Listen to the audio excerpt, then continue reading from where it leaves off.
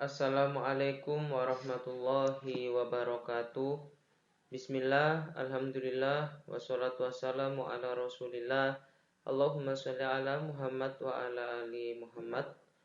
Baik, soli soliha kelas 8 yang Ustadz cintai dan Ustadz banggakan. Alhamdulillah kita bertemu kembali pada kesempatan kali ini pada pelajaran civic ya. Tentu ini akan menjadi sangat menarik karena kita mungkin ya sedikit evaluasi dari Ustadz bahwa materi kita kemarin-kemarin itu kan kita agak bingung. Jadi Ustadz buatkan video pembelajaran. Semoga dengan adanya video pembelajaran ini akan membantu kita semua untuk memahami pelajaran civic, terutama pada materi tentang kedudukan dan fungsi Undang-Undang Dasar Negara Kesatuan Republik Indonesia tahun 1945 dalam sistem hukum nasional. Oke, sebelum kita mulai pembelajaran pada kesempatan kali ini, mari kita awali dengan bersama-sama membaca Al-Basmalah. Bismillahirrahmanirrahim. Baik, pada poin yang pertama ini kita akan belajar tentang makna Undang-Undang Dasar 1945. Undang-Undang Dasar 1945 atau 1945 disebut sebagai sebuah konstitusi. Lalu, apa itu konstitusi? Jadi, konstitusi itu adalah pernyataan tentang bentuk dan susunan sebuah negara. Jadi gini ya, soliha ya. Jadi konstitusi, kalau kita ngomong biasanya lihat sebuah berita, ada pernyataan yang mengatakan kalau ini melanggar konstitusi. Ini sesuai dengan konstitusi. Lalu apa konstitusi? Jadi konstitusi itu sebuah pernyataan yang disusun ya. Jadi konstitusi itu adalah pernyataan yang disusun. Susunan itu mengandung peraturan yang ada pada sebuah negara. Itu namanya sebuah konstitusi. Konstitusi kita warga negara Indonesia adalah UUD 1945. Baik, sampai sini bisa dipahami ya tentang konstitusi. Lanjut. UUD 1945 itu terdiri dari dua ya. Yang pertama pembukaan ya, dan yang kedua adalah batang tubuh atau pasal-pasal. Jadi nanti Ustadz akan share UUD 1945 dan di sana silakan kalian perhatikan ya, ada pembukaan, ada bab, ada pasal dan ada ayat ya. Lanjut yang kedua ya, mohon maaf selanjutnya yaitu setiap alinea pada pembukaan UUD 1945 itu memiliki arti ya. Jadi pembukaan UUD 45 itu terdiri dari 4 alinea dan di setiap alinea itu memiliki arti masing-masing ya. Setidaknya ada 4 arti. Yang pertama memiliki arti persatuan. Jadi warga negara Indonesia itu harus bersatu. Kenapa? Karena di dalam pembukaan UUD 1945 itu ada kalimat yang mengatakan bahwasanya negara melindungi segenap tumpah darah Indonesia. Jadi itu mengandung makna persatuan. Jadi setiap warga negara Indonesia itu harus bersatu. Yang kedua, memiliki arti keadilan sosial. Maksudnya ya, jadi Ustadz kalian semua sebagai warga Indonesia itu harus memperoleh ya keadilan, memperoleh hak yang sama oleh pemerintah. Jadi pemerintah memperlakukan Ustadz dan kalian semua itu sama karena kita adalah warga negara Indonesia ya. Lalu selanjutnya yaitu kedaulatan rakyat. Maksudnya kedaulatan rakyat itu bagaimana?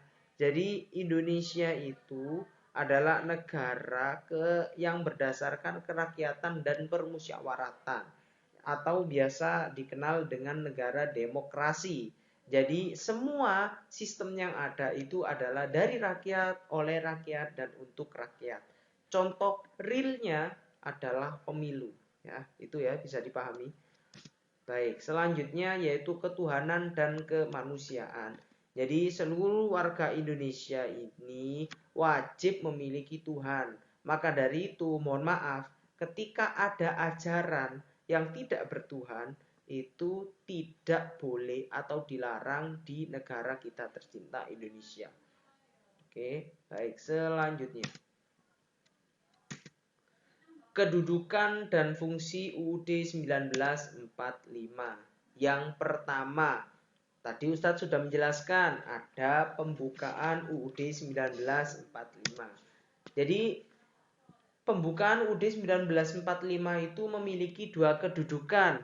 Yang pertama, ya, pembukaan UUD 1945 itu menjadi dasar, ya, yang nantinya melatar belakangi lahirnya pasal-pasal yang ada dalam undang-undang atau dalam UUD 1945 itu sendiri.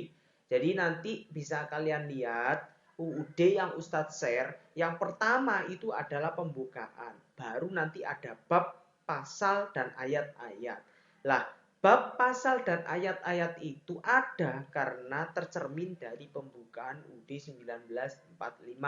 Sehingga pembukaan UUD 1945 itu tidak bisa diganggu gugat atau tidak bisa dirubah.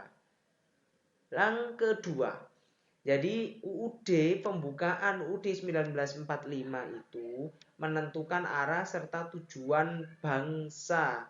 Seperti contoh, ya, Indonesia melaksanakan ketertiban dunia. Contohnya, Indonesia mengirimkan pasukan keamanan ke jalur Gaza.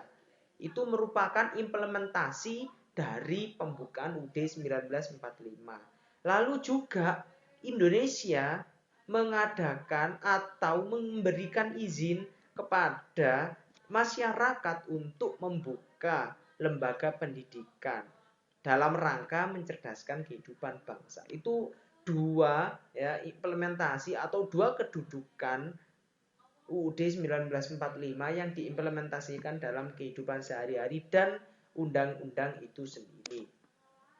Lalu yang kedua, kedudukan UUD 1945. Jadi kedudukan UUD 1945 itu memiliki posisi paling atas, paling tinggi, ya. Sehingga segala peraturan, baik itu peraturan presiden dan pemerintah, itu harus bersumber dari UUD 1945, tidak boleh melenceng. Sehingga kalau kita melihat berita, maka di berita itu biasanya di acara televisi, ya, ada info yang mengatakan ini sesuai konstitusi, ya, ini berarti sesuai dengan UUD 1945 karena kedudukannya itu menjadi hukum tertinggi di negara Kesatuan Republik Indonesia. Yang ketiga, sistematika UUD 1945.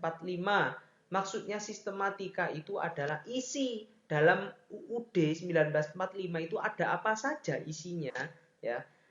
Jadi di dalam UUD 1945 itu terdiri dari pembukaan dan batang tubuh atau pasal-pasal, ya, yang sudah Ustadz jelaskan tadi, sudah Ustadz singgung. Yang keempat, tentang sifat UUD 1945, ya. Sifatnya bagaimana? Yang pertama, sifatnya itu tertulis. Yang kedua singkat, yang ketiga supel, dan yang ketiga rigid. Baik, mungkin ini bisa kalian catat karena tidak Ustadz jelaskan, mohon maaf, ya, tidak Ustadz tulis secara gamblang di PPT-nya Ustadz. Yang pertama, ya, sifat UUD 1945 itu yang pertama adalah tertulis. Maksudnya bagaimana Ustadz? Maksudnya tertulis, jadi UUD 1945 itu tertulis, Mas. Tidak hanya berupa peraturan yang tidak tertulis. Contohnya, kamu harus sopan kepada orang yang lebih tua. Itu tidak tertulis, tapi ucapan. Ya, beda dengan UUD. Kalau UUD tertulis jelas, ya. Pasalnya ada, babnya ada, bukunya pun juga ada, ya. UUD 1945. Lalu yang kedua sifatnya adalah singkat. Maksudnya singkat itu memuat aturan-aturan pokok bagi penyelenggaraan negara. Jadi maksudnya seperti ini. Di dalam UUD 1945 itu dijelaskan ya, kalau Indonesia ini harus seperti ini, setiap warga harus seperti ini, lembaga pendidikan, lembaga hukum, lembaga yang lainnya harus seperti ini. Itu namanya ya disebut sebagai penyelenggaraan negara. Jadi UUD 1945 itu memuat aturan-aturan pokok dalam menyelenggarakan sebuah negara. Seperti kalian contohnya OSIS ya. OSIS menyelenggarakan sebuah acara. Lah, sebelum menyelenggarakan ada rapat dan ada peraturan-peraturan yang harus dicatat dan nanti dilakukan pada saat hari H. Itu seperti itu contohnya. Oke. Baik, yang ketiga syaratnya adalah supel. Maksudnya supel ini adalah UUD 1945 ini bisa dirubah jika itu diperlukan atau dikembangkan ya. Sehingga UUD 1945 ini mengalami 4 kali amandemen. Apa itu amandemen, Ustadz? Amandemen itu adalah perubahan. Sehingga aturan-aturan yang perlu diubah seiring dengan perkembangan zaman itu dirubah. Seperti itu. Baik. Yang keempat sifatnya adalah rigid. Apa itu rigid, Ustadz? Sama dengan yang kedudukannya tadi. Jadi rigid itu menempatkan UUD 1945 sebagai hukum tertinggi yang ada di negara kita. Lalu yang kelima adalah fungsi UUD 1945. Fungsinya sebagai apa? Sebagai hukum dasar. Jadi segala hukum atau segala peraturan yang ada di Indonesia harus sesuai dengan UUD 1945. Yang kedua, sebagai alat kontrol. Jadi ketika ada kebijakan atau aturan yang dibuat oleh lembaga negara ya, itu harus sesuai dengan UUD. Jika tidak sesuai, maka aturan itu tidak akan diberlakukan. Maka akan ada rapat atau perdebatan. Makanya kenapa, mohon maaf ya, Ustadz sebut merek, di ILC terjadi macam perdebatan dan sebagainya. Itu karena UUD sebagai alat kontrol. Sehingga lembaga negara yang membuat undang-undang itu selalu diawasi ya, dikontrol oleh UUD sehingga terjadilah perdebatan-perdebatan yang kita ketahui seperti sekarang. Dan yang ketiga, fungsinya UUD itu adalah sebagai alat penentu. Maksudnya penentu itu adalah sebagai hak dan kewajiban kita ya, warga negara Indonesia itu sudah ditentukan oleh UUD 1945. Kewajiban kita apa, hak kita apa, seperti itu. Selanjutnya, tadi kita sudah membahas tentang UUD 1945. Sekarang kita akan membahas tentang peraturan perundang-undangan dalam sistem hukum nasional. Jadi tadi kan Ustadz sudah bilang kepada kalian semua, UUD 45 itu menduduki undang-undang atau peraturan di negara kita yang paling tinggi. Di bawahnya itu ada peraturan perundang-undangan. Apa saja itu? Baik, kita lihat. Jadi yang pertama, urutan peraturan perundang-undangan dalam sistem hukum nasional. Jadi peraturan di Indonesia itu ada klasifikasinya, ya, ada urutannya, tidak semena-mena aturan ini harus diberlakukan, aturan itu harus diberlakukan, tidak, tapi ada urutannya. Yang pertama, seperti yang Ustadz katakan tadi, UUD 1945 menduduki posisi pertama. Kedua, ketetapan MPR atau Majelis Permusyawaratan Rakyat. Yang ketiga, undang-undang atau peraturan pemerintah pengganti undang-undang. Ustadz, aku bingung. Pemerintah itu siapa? Pemerintah itu adalah presiden dan para menterinya, para kabinetnya ya. Kabinet Indonesia Bersatu, Indonesia gotong royong ya dulu. itu adalah kabinet namanya, ya, itu adalah pemerintah. Yang kedua peraturan pemerintah, ya. Yang ketiga peraturan presiden. Selanjutnya, mohon maaf bukan ketiga, selanjutnya. Setelah peraturan presiden baru peraturan provinsi. Dan yang terakhir adalah peraturan daerah, kota atau kabupaten. Makanya ketika dulu awal kita corona, ya, ketika pemerintah dan presiden menetapkan harus melaksanakan bukan lockdown ya, apa ya Ustadz, agak lupa, PSBB ya, PSBB setiap wilayah. Nah, maka setiap provinsi mempunyai aturan sendiri. Jatim mau PSBB atau enggak, ya. Lalu turun lagi kepada peraturan kota atau kabupaten seperti itu. Lalu ciri-ciri peraturan perundang-undangan, ya. Yang pertama, ciri-cirinya itu adalah merupakan peraturan yang tertulis seperti tadi yang Ustadz katakan. Jadi undang-undang itu ditulis, tidak diucapkan, ya, tapi ditulis. Lalu dibentuk, ditetapkan dan dikeluarkan oleh lembaga negara. Jadi yang membentuk perundang-undangan itu bukan lembaga non negara. Contohnya, lembaga pendidikan, SMP Al-Falah Darussalam, buat perundang-undangan hukum nasional. Apakah bisa, Ustadz? Tidak bisa. Yang bisa siapa? Lembaga negara. Contohnya, Ustadz? Contohnya DPRD tingkat provinsi, seperti itu, dan lain-lain. Oke. Dan ciri-ciri perundang-undangan itu adalah mengatur tingkah laku, ya, warga negaranya, seperti itu. Selanjutnya, arti penting undang-undang. Jadi pentingnya undang-undang ini apa sih? Seperti itu. Yang pertama, memberikan kepastian hukum, ya. Jadi hukum di Indonesia jelas, Mas dan Mbak semua, ya. Contohnya, orang pengedar narkoba itu wajib dihukum, seperti itu. Itu jelas hukumnya, ya. Jadi melindungi hak-hak kalian ketika, mohon maaf, ada pencuri motor, ya.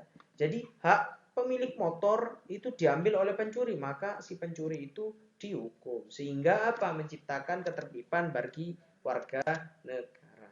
Lalu sifat peraturan perundang-undangan, ya, bisa dirubah dan tidak bisa dirubah seperti yang Ustadz contohkan tadi, ya. UUD 1945 mengalami 4 kali amandemen atau perubahan. Jadi perundang-undangan itu sifatnya bisa dirubah dan tidak bisa dirubah sesuai dengan perkembangan zamannya. Oke.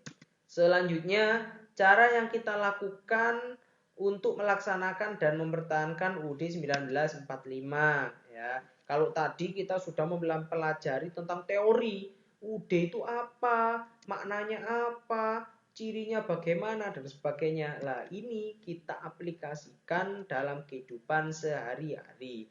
Yang pertama di lingkungan sekolah, ya. Jadi cara kalian untuk mempertahankan dan melaksanakan UUD 1945 di lingkungan sekolah adalah serius. Belajar dengan serius, bersikap jujur kepada ustadz-ustadzah serta teman kalian, menghargai pendapat teman kalian, ya, memperingati hari kemerdekaan Republik Indonesia. Loh Ustadz, apakah ini semuanya ada di dalam pembukaan UUD 1945? Ini semuanya ada. Ya. Makanya teorinya itu ada di pembukaan UUD 1945 dan pasal-pasalnya. Sekarang kita mengaplikasikan atau melakukannya. Yang pertama ini tadi yang Ustadz bacakan, di lingkungan sekolah harus bagaimana? Ya harus ini yang ada yang Ustadz tulis.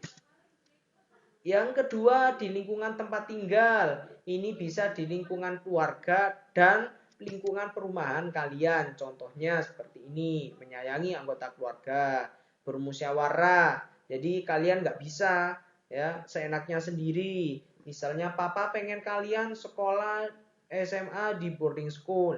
Kalian pengen sekolah di mana? Itu harus didiskusikan yang baik, harus bermusyawarah. Lalu melaksanakan kegiatan atau mengikuti kegiatan di perumahan. Misalnya ada ronda malam, ada kerja bakti. Bergaul tidak membedakan tetangga ya. Kamu bergaul dengan tetangga yang kaya atau yang kece ya, nggak boleh. Semua tetangga wajib kita bergaul dengan mereka. Lalu di lingkungan masyarakat luas ya, ini seperti apa aja ya. Jadi lingkungannya lebih luas lagi, nggak hanya di lingkungan perumahan kalian. Contohnya kalian membantu fakir miskin melalui lembaga amil zakat. Lalu juga kalian memberikan bantuan keterampilan ya. Jadi kemarin Ustadz suka ya kalau ada di antara kalian itu ya memberikan keterampilan yang kalian punya itu ya untuk membantu teman-teman kalian atau adik-adik kelas kalian, terutama melalui bidang pendidikan ya. Misalnya kalian menjadi guru privat seperti itu. Ustadz, kan aku masih SMP, apakah bisa? Ya bisa saja. Kan kalian sudah melewati sekolah dasar. Jadi nanti yang kalian privati itu adalah adik-adik kalian di jenjang sekolah dasar. Baik, itu Soli Soliha kelas 8 ya, pembelajaran kita di bab 2 tentang Undang-Undang Dasar 1945. Ustadz harap video ini bisa memberikan banyak bantuan kepada kalian untuk memahami materi kita.